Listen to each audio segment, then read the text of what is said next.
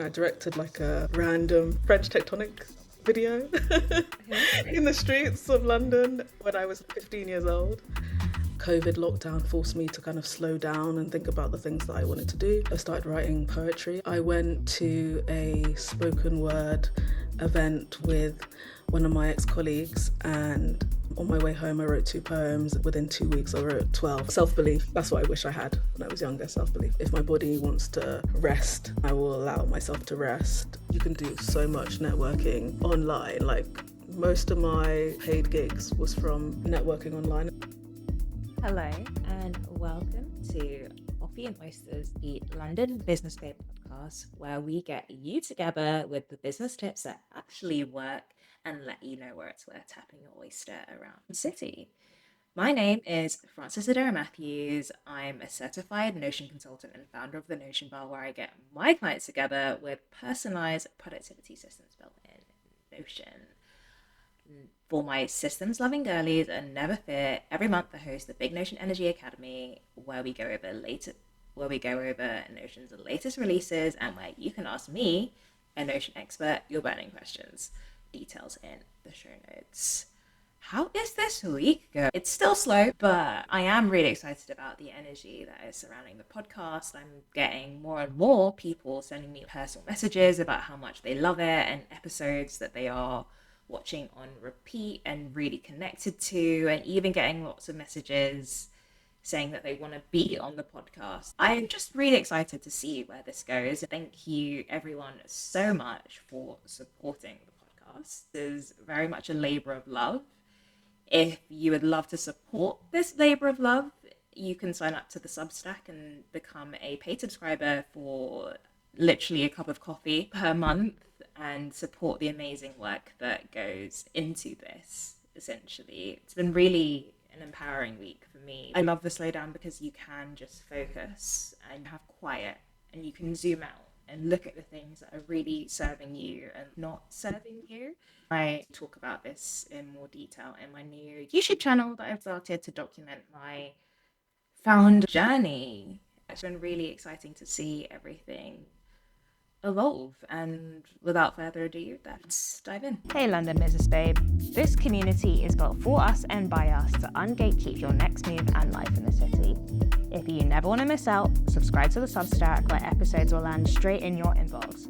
Plus, every other Monday, you'll get a chance to feature on the show by shouting yourself out in the Manifest Monday email. You never know who's listening. Details in the show notes. Now, grab a cup of coffee or your favorite beverage and let's get into today's interview.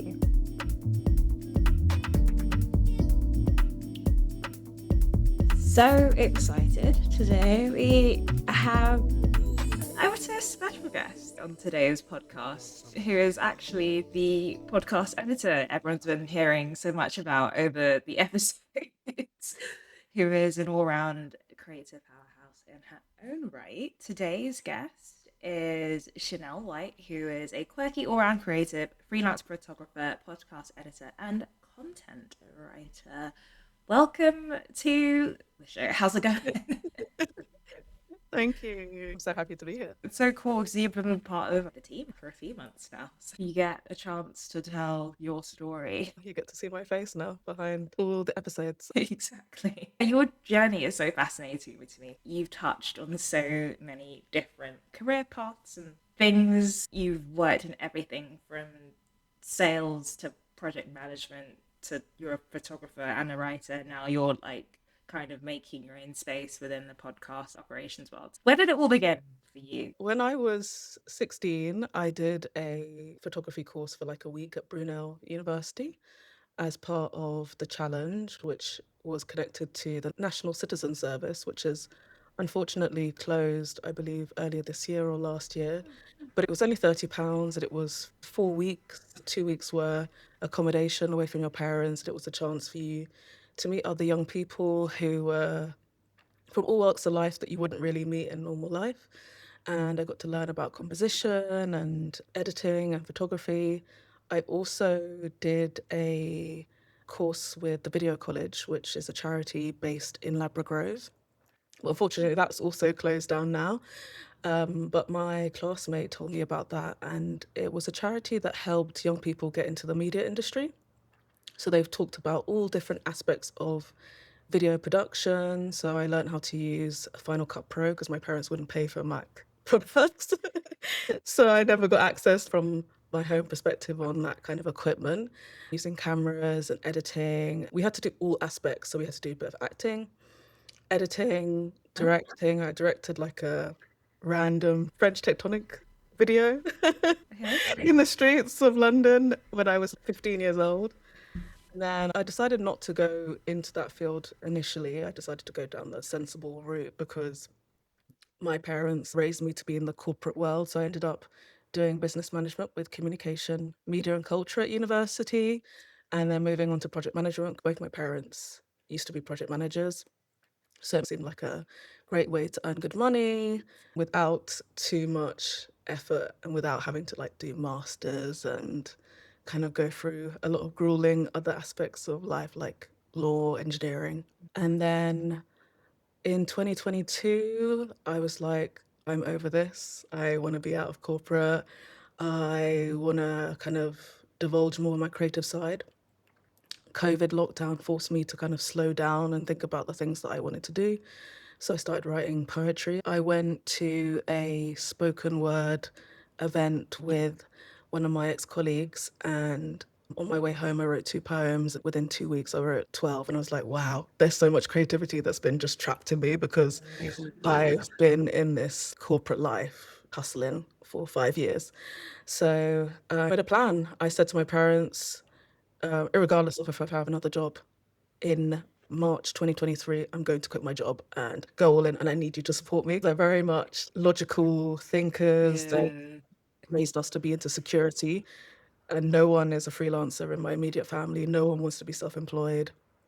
They're all like, you have to work in an office. But my dad's like, if you don't quit your job impulsively and you wait a few months, apply for other things and see how it goes, then I'll support you if you want to quit your job in March 2023. I was able to do all the pivot that you mentioned and change around.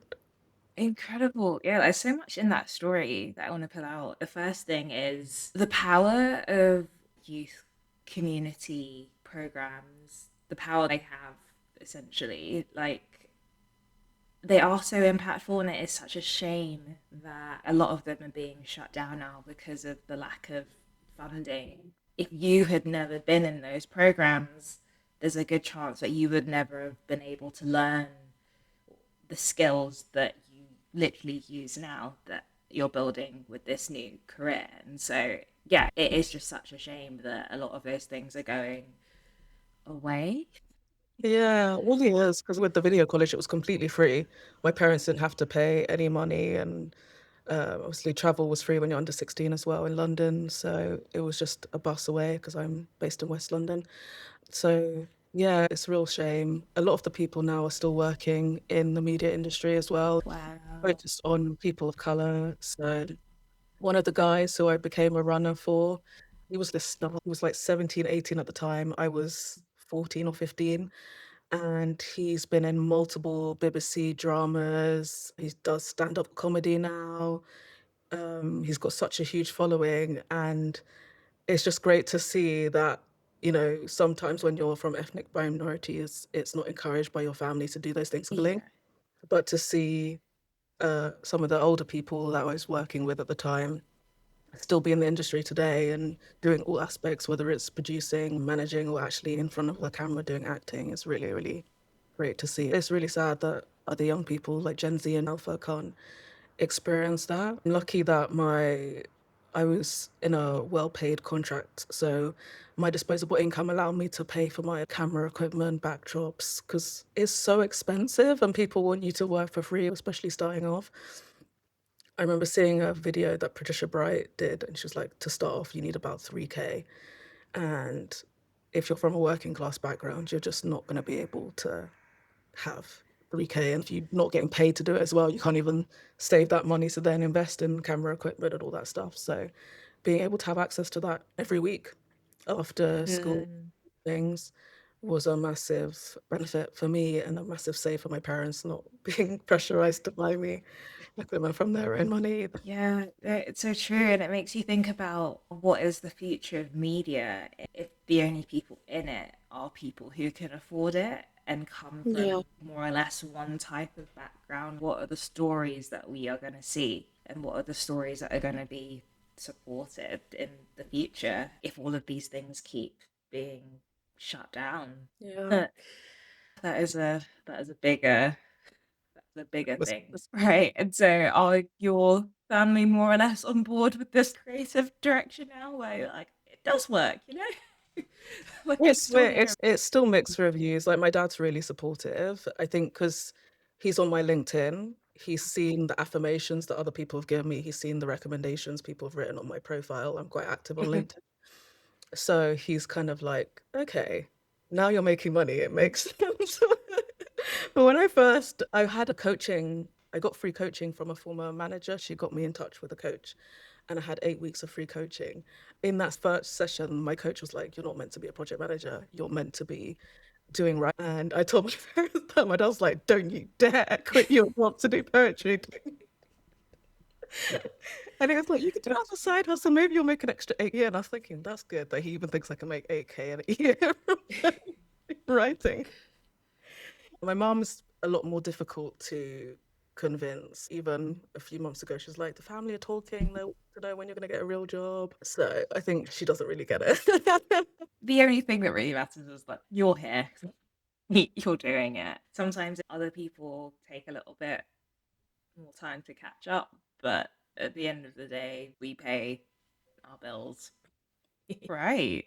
So it sounds like you are someone who is good at finding programs offering free resources or free coaching. Where do you find all of this stuff? Just by talking to people. Video college came from a friend at school. I was talking about being creative and she suggested it. I'd spend a lot of time looking for resources. I do a lot of advice posts on LinkedIn as well. So I actively listen to what people want to hear and then try and find programs. There was someone in my group chat posted, where are the programs for people that are 25 and up? They were like, why do programs stop at 25? Why is it all the support for 18 to 25-year-olds and nothing for 30-year-olds? Because 30-year-olds also want to pivot. I turned 30 last year. I actively just like ask around, search on Google, search on ChatGPT, talk to people. I do a lot of networking as well and share as much as possible. I try and not gatekeep, which is Mhm. great. This podcast, because that's what it's all about. Yeah, no, it's a lot of effort, but it's so worth it. He's a Yeah. constant searching and chatting to people. We've all got to help each other out. That's all we can do. The system is more or less stacked against the average person. What can you do to Yeah, get and yourself? I think they believe that when you're 25 or 30, you know your direction and you have the Mm-hmm. resources to build, whereas 18-year-olds don't have any experience, and so all the resources need to go to them, which is Mm-hmm. understandable to an extent. But I think COVID definitely put a halt on a lot of young people's lives. I'm really grateful that I didn't have to do COVID at uni. Like my brother, Oh, he's 6 years younger than me, so his second year was COVID. That was a completely different experience. At least I was able to have a bit of work experience before I had to deal with that COVID layer as well. I really hope that the government does more programs and brings stuff back for young people because it's really, really challenging navigating the job market at the moment, regardless of what stage you're at. yeah. No, it's literally crazy. I think everyone's having daily existential crises of just like, how does any of this make sense? But we're all just trying our You've seen Tyler Tomlinson. She's a stand-up comedian, American woman, and she did a stand-up on Netflix called The Quarter Life Crisis. It's so relatable because everyone talks about the midlife crisis, but no one talks about what it's like when you're in your 20s, and the Yeah. existential crisis that you have on a regular basis. Especially now where it's just like all of these things that were promised to us are not really possible for Yeah. 90% of people. You're out here, you're looking at all of these resources, you're just trying to make it, you're making it work, essentially. If you could start again on your creative journey, is there anything that you would change or avoid based on any lessons learned? I would have been more bold from a young age. I let other people dictate what I did with my life. I had a very pivotal conversation with my parents a few years ago, and they were like, we don't believe that you can suppress creativity. If you're creative, you'll just be a creative. I must not have wanted it that much if I let them decide what I studied at university.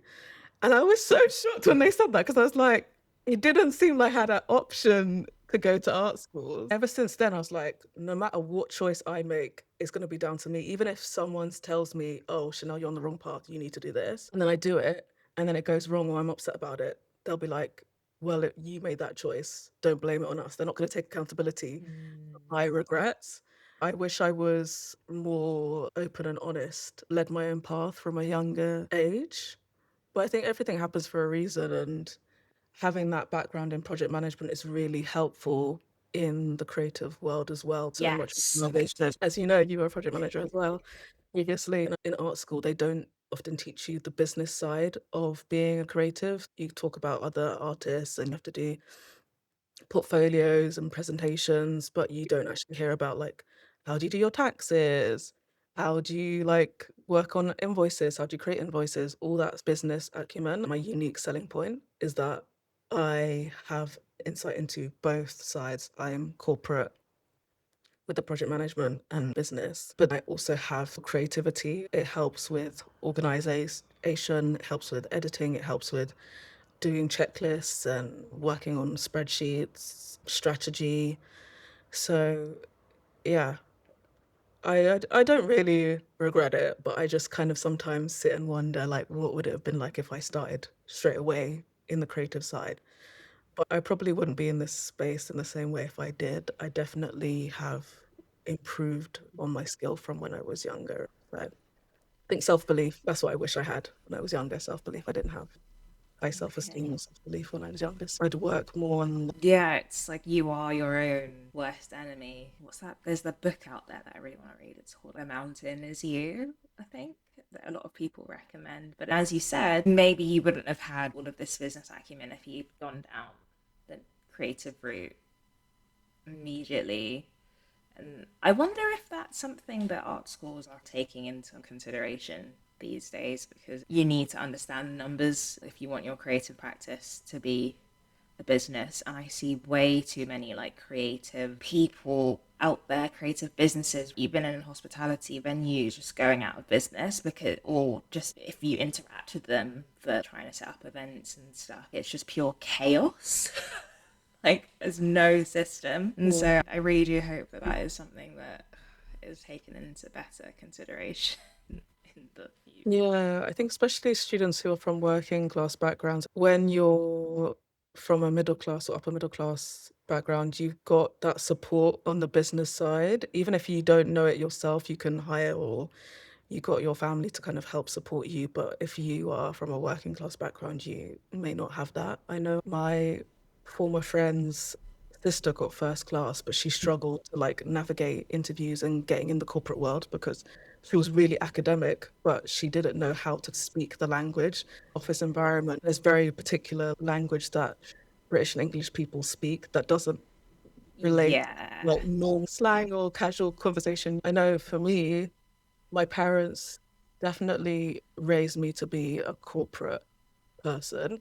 And I think that's why a lot of young people at school didn't kind of understand me or could resonate with me because Mm-hmm.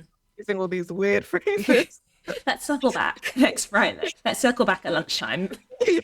They're like, why are you saying this? You're like 12 years old. But in the office environment, even though I did feel imposter syndrome, when I think about it, I've never had any major issues in terms of the way I speak. Even when I did work experience, like 15 years old, the receptionist kept saying how articulate I was. My dad was like a grammar police. He was very big on having extensive vocabulary and all that stuff, which doesn't work in a school environment when you're trying to be popular, but it works in an office when you have to be on your P's and Q's. It's a bit of a struggle to be your normal self or how you'd be with your friends in the office. Yeah. Yeah, that is definitely like a massive thing, training up your kids in the P's and Q's, as you just said there, because there is hidden corp if you do want to go into that world. But even if you don't want to go into that world, you will need to interact with that world.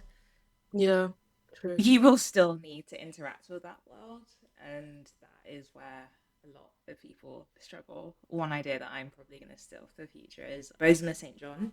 She is like a marketing boss. She worked for every big company out there. She makes her daughter give a PowerPoint presentation every year for what she wants for her birthday. And I'm like Oh, wow. obsessed. So she's got to do research, make a deck, give points, be able to support her arguments. And I'm like, yeah, that is a skill that you need as you grow up. But not Yeah. everyone develops. My sister used to do that for pets because she wanted to be a vet when she was younger, and my parents were anti having pets. So she would do presentations in order for us to have a pet. And we got a hamster. She did one for a rabbit that failed, but we got a hamster, we got Okay, goldfish. And now she's a lawyer, obsessed. so it works. It works, There you definitely. go. There you go. So you're doing all of these things. Is there anything in terms of your streams of income that you are most excited about at the moment to develop and keep pushing down that path? I definitely want to do more podcast work. I really enjoy it. I got to be on set on an in-person podcast, which was really cool. That's been really exciting. And just like merging, because there's lots of different elements, as you've mentioned, like that I do. So I feel like podcasting is a way that I can kind of merge quite a few of them together. And the art of storytelling is just something that really excites me. So I definitely want to do more storytelling. I'm part of a creative club as well. And we use our own money to split costs for studio space and do different events together, which has been really cool. We've been applying for funding to get a studio space that we can all work in.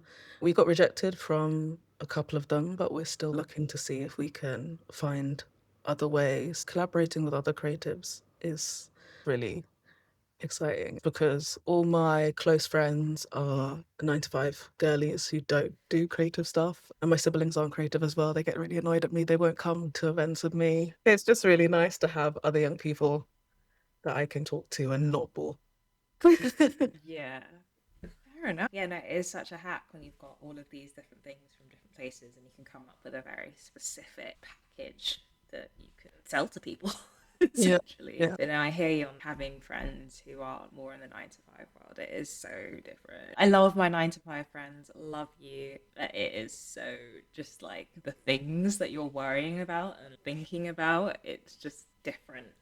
But what is quite nice is I can sometimes relax slightly more around my 9 to 5 friends. It does feel like a bit of a holiday when I hang around with them because they're not as like stressed. Yeah. They might be more miserable if they hate their job, but they're not like crap. Where's the money gonna come from? I need to get this deal, and this is what I'm doing. It's more just like, oh yeah, I did some gardening this weekend, and we're worrying about the insurance and the car. I'm like, oh, what a life! Someone came up on my TikTok For You page and she was asking like what are the downsides of being a business owner. She's like, everyone wants to be freelancer, everyone's quitting their job on my For You page, but no one's talking about like tough of it. And she was like imploring people to stitch her video and talk about it. But yeah, I think that instability, when I was as a project manager, there were projects that would get cancelled or delayed, and I'm not going to get paid. I'm still going to get paid on the 20th of every month. So kind of having, you have to think forward all the time. And even if times are quiet, it means your inner voice is even louder thinking like, what can I do? How can I pivot? I'm always thinking about how can I pivot. Last year, I was writing proposals at 3 a.m. I just never would do that because I was very like strict when it came to setting boundaries in my office life. But because it's part like I'm doing something that I'm passionate about at the same time, I struggle with the boundaries of it, like switching off. Like if I went on holiday, as a project manager, I'm not thinking about my project, even though some people would. But for me, I could just completely detach myself if I'm on a holiday or on the weekend. Whereas even if I don't have a shoot on the weekend, I'm still thinking about my next income stream and stuff. I definitely think retainer clients are the way forward. When I started in events, it was ad hoc, one off, and that's what makes you more stressed about money. But if you're able to have 3, 4 people that pay you on a monthly basis or that you could do some sort of collaboration with, it definitely eases that anxiety.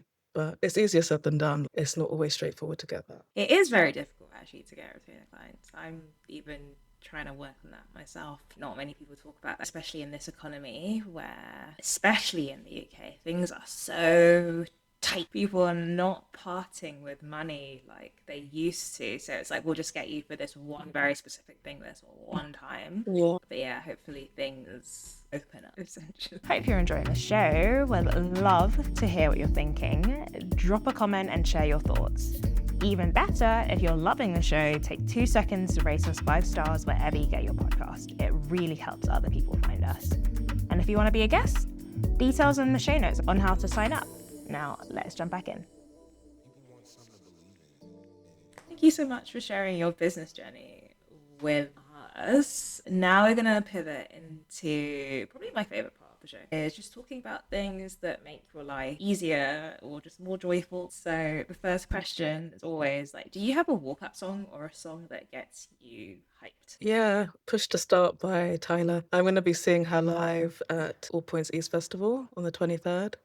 Mm-hmm. So I'm so looking forward to that. I'm obsessed with her. Last year, it came up as I'm in her 0.005% of. Whoa. And it's like listen to her so much. I was like, yeah, she just makes me feel so free, so light, like lifts my mood. I'm really into Amapiano music at the moment. She's not necessarily fully traditional Amapiano, she's more poppy. But yeah. Fair enough. Yes. So and then you spoke about earlier, like you are sort of adapting to putting boundaries in place for yourself to not like burn out. Is there anything that you are doing successfully that just kind of keeps you like grounded and stable? Listening to my body. Like a few months ago, after you got ill, I got ill. I was someone before COVID, I never took a sick day. Like even 9 to 5, I never had a sick day. And I got COVID like 3 times. I was just in absolute agony. My manager's manager was like, "Are you sure you've got COVID?" I was thinking, I've worked with you guys for over 5 years. I've never taken a sick day, and you're questioning if I'm actually sick. You know what? I always felt really guilty because my dad used to brag when I was young that for 30 years he never took a sick day. So I instantly just feel guilty if I. I was like, no, I actually need to listen to my body and it will be okay. I had to postpone one of my photo shoots, which I hate doing. Because photography is very up and down. Like you might get a good few weeks, but then you might not get anything for a couple of months. I said to her, I'm so sorry. I feel so awful. My body is just not at it needs to be. And I need to hype you up to make you feel good with your photos. If I'm coughing and I'm not right in the head, it's just not going to be an enjoyable experience. It's just really understandable. And then we rescheduled for the week later, and it was such a great shoot. That's what I'm doing recently, listening to my body. If my body wants to rest, I will allow myself to rest. I'll take off a Friday, I'll finish early on a Friday, wherever I can, if I don't have tight deadlines. And listen to it. You don't have to be hustling every minute of every day. It doesn't necessarily mean you're going to be more successful. Sometimes I felt guilty if I take 3 days off, that means that I'm going to get less clients in the future because I am resting too much. Not really the case, because you're in a better headspace if you allow yourself to have joy and have fun. And if money's tight, then you just need to find ways to do it on a cheaper basis. Like maybe not go for a fancy meal with friends, maybe have them come over and bring their own food. Yeah. That's the biggest thing I'm doing at the moment, is listening to my body. If it's tired, if it needs rest, then just stop. Burnout helps nobody, actually. Everyone is worse off in the long run. You're worse off, your clients are worse off. Like, it's just, yeah, and the being sick thing is so hard It's so hard, but if you don't rest, the amount of time it takes you to get better almost like doubles. So Yeah, and like, people can tell when you're stressed. They might not say it, but they will see it. Like two of my friends in the last 2 weeks said, Chanelle, you got your glow back. And I was like, did I lose? I didn't even know. did I lose my glow? You look so much better. I'm like, oh, thanks. I didn't know I looked awful before. Okay. So now let's talk about style. Do you have anything that you would consider as part of your style uniform, whether that's style of clothing or brands that you love? I'm still trying to figure out my style. It's still a work in progress. I like stuff that's simple and comfortable. As I'm aging, I can't wear heels anymore. I like a cold set. I like a turtleneck, like you mentioned in previous episodes. You like wearing simple stuff. My sister set up my aesthetic as young African auntie. I was like, don't, You're like, I don't know if that's a no. good. I thought maybe like boho chic because I'm vegan, but then I started googling in ASOS what boho was, and I was like, no, this is not me. It's not Fair quite enough. that. Okay. Amazing young African auntie. Right. And then beauty wise, do you have anything in your routine that you love, like products that you're just like, I'm never leaving this? I love Korean skincare. I'm obsessed. I went to Hong Kong last year for summer, and they have all the Asian products like Japanese skincare, Korean skincare. Oh, there's this brand called Aniwa. This is their daily lotion. So this is what I use every day for my skin, whether I'm wearing makeup or not. And they have like a kit, and it comes with like a double cleanser, toner, the cream. They have like a mask as well that you can buy separately. You can buy it on TikTok shop or in Westfield in White City. They have a Korean beauty shop there that's just opened recently where you can get. Well, yeah, I'm just obsessed with clothes right now. And in terms of makeup, I love Fenty. Yeah. My friends got me this diamond blonde. It's like amazing. What does that do? This is like highlighter.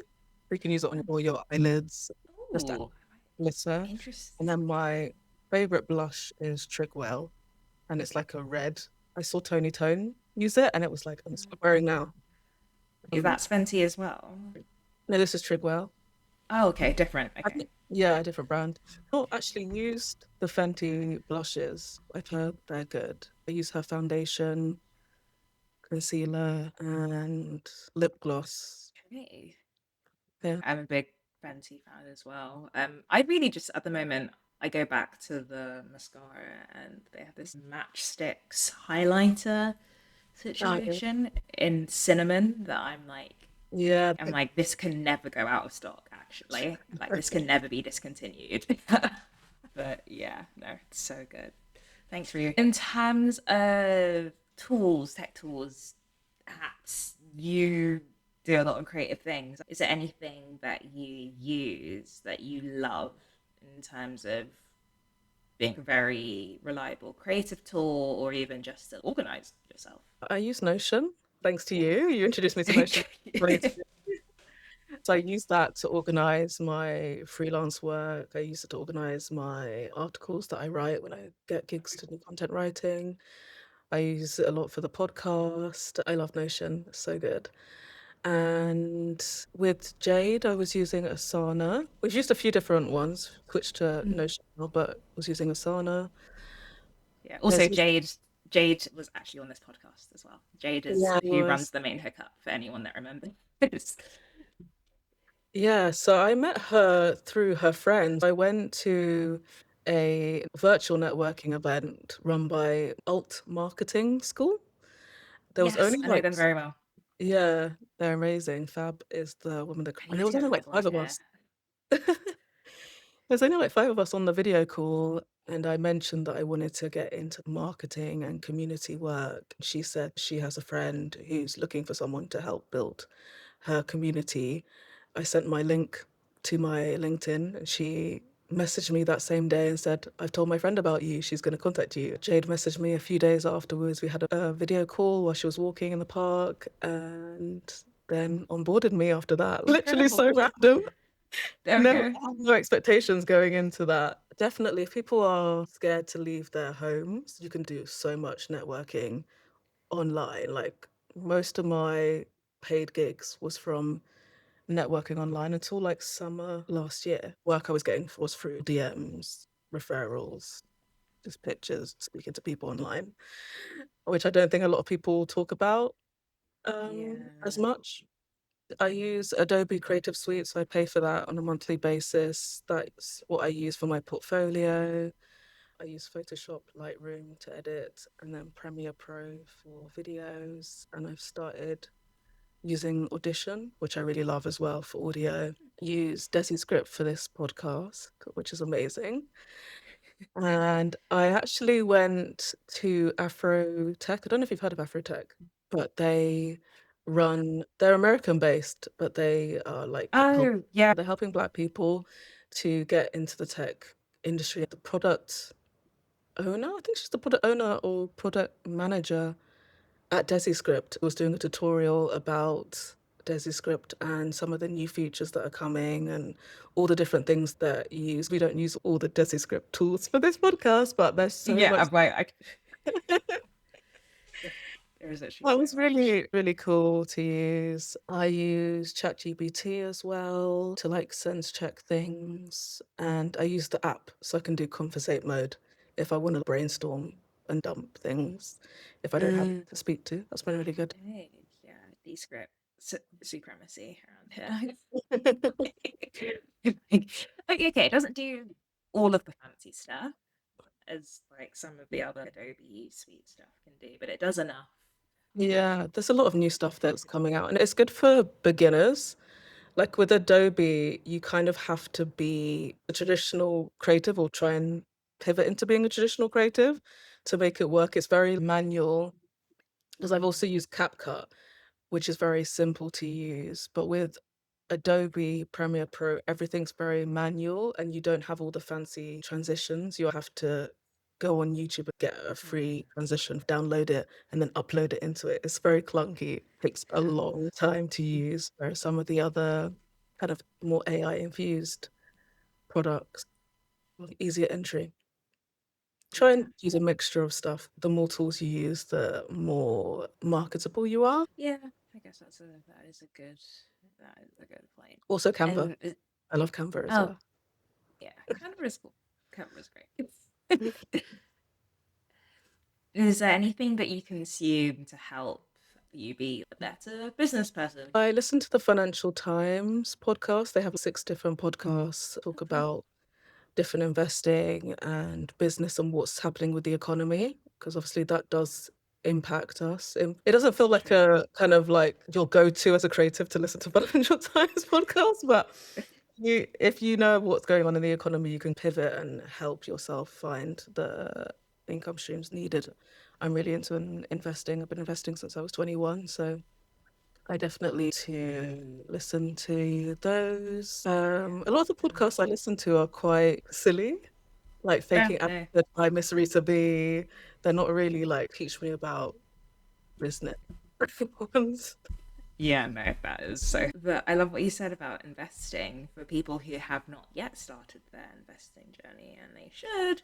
What platform do you use to do your investing? I use Hargreaves and Langsdown. That's what I started off with. But if you don't have a lot of money, it might not be the best platform to use because they do have quite high trading fees unless you're using investment funds. It's like 11.95 per transaction. Oh, yeah. So if you're investing £50 a week, you have to make a lot of money to make a profit and then be able to sell it. Some of the newer ones are really good, like eToro. They take a very small percentage of the money that you put in. So a lot of the money that you put in and then when you want to sell, you can take out. They also used to charge you $5 every time you withdraw, but they don't do that anymore. Moneybox is really good as well. They only charge you £1. I love money box. Um, Moneybox is good. They only charge you £1 fee for their stocks and shares ISA. There's so many options now, no matter what stage of disposable income you have. Yeah.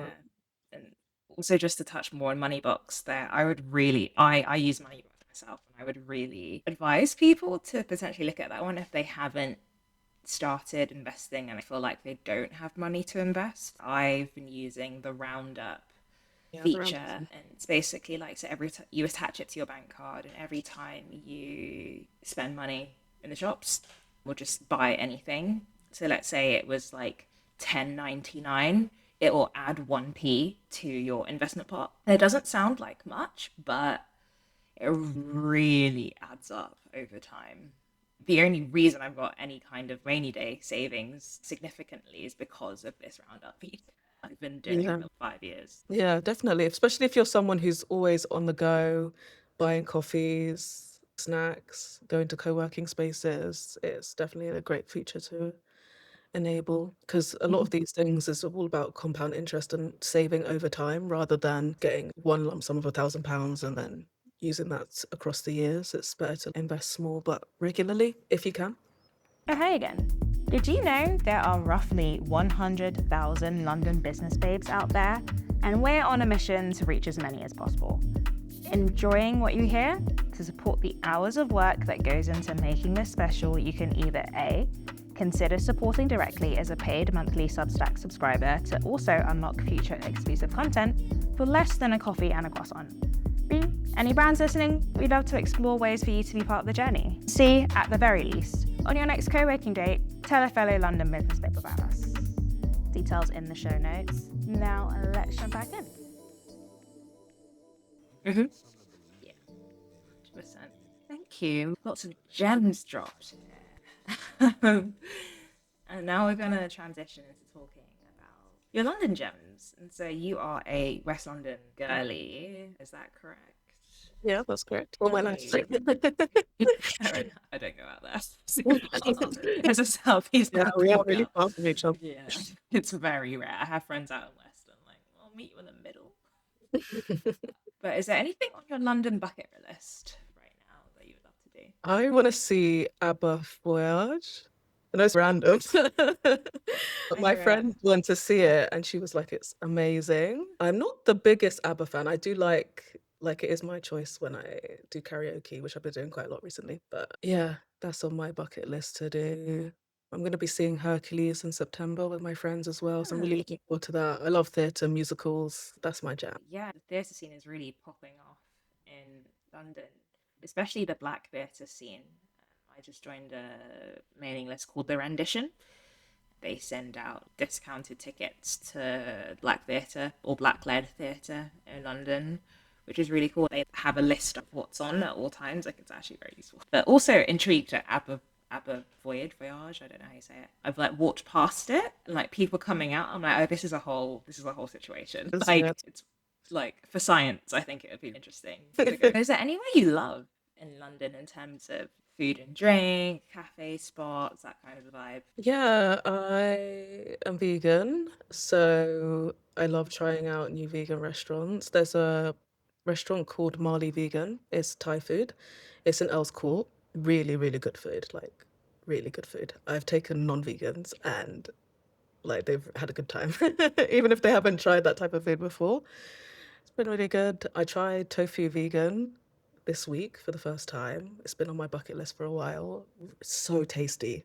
I had their oyster mushroom, cashew, like medley with rice. Okay. It was so tasty. Definitely gonna go back. Mildred's is one of my favorite restaurants. They always switch up the menu every month or every few weeks. I took my mum out for dinner there as well. None one in my family's vegan, but she really enjoyed. Really Okay. enjoyed. My cousin just took his girlfriend there and told me about it. It was so good. Thank you for recommending. They've got a few different ones. They've got one in Soho, King's Cross. I think they have like 3 or 4 around London. You don't need to book, you could just turn up. Yeah, I'd say I'm vegan curious, so I'm definitely down to try those spots that you suggested. And any cafes that you love? There's one in Ealing called Sea Cafe. That's nice. The customer service is really nice, like local feel. And I went to the Grind. Not great for co-working. Someone suggested it in Babes and Waves for co-working, but Yeah, it Which was very grind did loud. you go to? It's very loud. I went to the one in Waterloo. Waterloo or London Bridge? London Bridge, yeah, London Yeah, Bridge. London Bridge. London Bridge. It's a bit hit and miss there. Sometimes it can be quite loud. Yeah, But it if you wasn't catch it great. on a quiet day, it's good. Wasn't great for taking calls, but if Yeah, you just no. wanna, it's good for work lunches. People do like Mhm. business lunches. I think that's great for there. It's kind of pricey, but it's nice. Yeah, fair. I'll probably talk about it in the intro. But the other day I found another great spot called Another Brother around Canary Wharf. It's in Cross Harbour, which is the dear last stop. But oh, so good. It's like gorgeous, and the food isn't too expensive. Right. And you are sort of like a serial professional networker. Are you part of any like membership clubs that you want to shout out? Well, we've shouted out Babes and Waves already for that. Membership clubs or societies, virtual networking groups that you want to shout out? Yeah, Babes and Waves is really good. It's for women of color, creators and founders. That's how me and Frances met. My ex-colleague actually introduced me to it, but she was like, this is your people, like you need to get on this. I was still working as a project manager at the time, but I decided just to try out for 3 months and see, and it's been almost 2 years. So I've had so many opportunities. I've got clients through there and into lots of in-person and virtual events, which has been great. There's also a community called Black Space, which I think you're also as well, for Black creatives. They've just started doing in-person events. So I went to their networking. It's a really supportive community. There's loads of different like channels. So there's a market channel where you can promote your business if you sell products. There's one if you want to apply for jobs. There's the general chat. It's really active as well. If you want to be part of something that people are actually messaging in a lot, then it's a great one. They can also spotlight you on their Instagram page. I was spotlighted on their Wall of Blackness as well, which was really cool. What others? There's what's it? I think it's called Femme Collective. It's just started. It's for Black women, and they launched in July. I was able to go to their event though because it was my sister's birthday. That's really cool. I've been part of a few like creative events. So we've called ourselves the Snap Collective, and we're full of like musicians, creatives, photographers. So yeah, if you want to be joined to the WhatsApp group, I can add you in if you message me. Yeah. They're the main ones, I think. Don't worry if it's a lot to take in. All of the amazing tools, spots, and recommendations mentioned by our guests can be found in the Coffee and Oysters guide. Details in the show notes. Fantastic. Thank you for sharing. All of the recommendations from today will be in today's show notes. If you head to the Coffee and Oysters guide, we upload all of the recommendations from all of the guests. So all of the tools they love, all of the places that they love, all of the networking groups that they love. Yeah. Thank you for sharing all of your stories. It's been such a great episode. To close us out, can you share with us a recent win and also a recent win of someone else that you would like to celebrate? I got paid to write an article on well-being and resilience. And when I opened my TikTok account, I put in my bio that I'm a well-being enthusiast because I advocate for a work-life balance. I've seen people grind so hard, not sleep, break down, get burnout. So I'm always trying to like, especially for people who are close to me, to tell them like, you need to rest. You need to not always be on the grind. And it's difficult in London because a lot of us have scarcity mindset, and it feels like if you're not doing enough and you just need to keep going. Being paid to do that, something that I do for fun anyway, or just do as my natural personality, is really cool. So that's going to be uploaded on their website soon, hopefully within the next few weeks. Exciting. And The win of someone else. I would say Ruth, who's the co-founder of Magnify Conversations, is a podcast that I recently worked on this week. She's just wrapped up season 9 and season 10 is going to be out really soon. It's a podcast that focuses on women in business and fashion with Christian faith in the center. It's such a big production. There's so much that goes into it. Ruth is a perfectionist. She thinks of every little detail, and it's really amazing to see how big the platform has become and all the work they're doing behind the scenes. Incredible. Is there anything that you would like to plug? And is there anything that you need help with? Yeah, I would like to plug R&B 2K Vibes. They are a event company that run events based on R&B music. They're trying to bring R&B music back into London and the UK. They're going to be running events 2 or 3 times a month, like club events. So if you want to let your hair down, have fun, listen to R&B music from back in the day, the 90s and the noughties, where music was the best. I definitely recommend checking out their Instagram and booking tickets. We have an event in September in Birmingham for the first time, and we're going to do some in Manchester. I'm one of the photographers there, so I'll be in and out at some of the different events as well. So that'll be really cool. If anyone needs a photographer for an event, reach out to me. I'd love to execute your vision. Thank you so much for coming on the show. We're going to link, well, you're going to link all of your details in the show notes. Where can people find you if they need you? On Instagram at captured with, but it's WIV, the imaginary T and the letter T. On Instagram, the imaginary T. On TikTok. If you write Chanelle White into LinkedIn, you should be able to find me, but I will link my link in the show notes. I'm very active on social media, so not hard to find. Well, thank you so much, everyone, for listening. Thanks for listening. Get in touch at coffeeandoysters@gmail.com. Stay connected at Coffee and Oysters Pod on TikTok and Instagram. And never miss out by subscribing to Substack. Details in the show notes. And most importantly, keep those 5-star ratings coming, and see you next time.